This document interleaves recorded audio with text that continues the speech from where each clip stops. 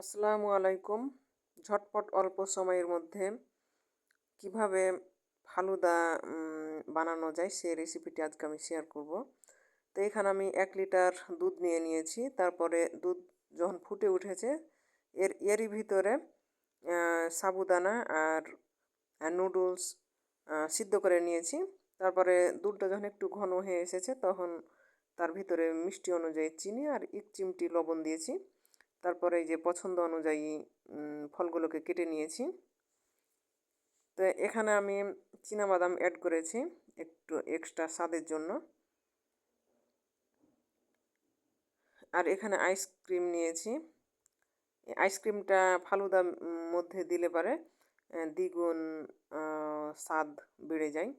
এজন্য আমি আইসক্রিমটা দিয়ে দিচ্ছি। তারপরে এখন আমি এই যে ফ্যানের নিচে একটু ঠান্ডা করতে দেব। ঠান্ডা করা হয়ে গেলে তারপরে যে আমি ফ্রিজে রেখে দেবো আধা ঘন্টার জন্য। তো আমার ফালুদাটা একটু ঘন হয়ে গেছে। এর ভিতরে বরফ কুচি দিলে ঠিক হয়ে যাবে, কিন্তু আমার কাছে এখন বরফ কুচি নেই। তো আমি এখন এগুলোকে ফ্রিজে রেখে দিব।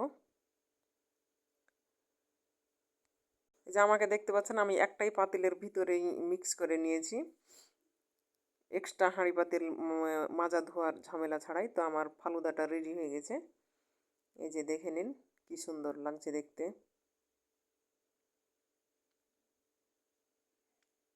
তো চাইলে আপনারাও এভাবে তৈরি করে খেতে পারেন।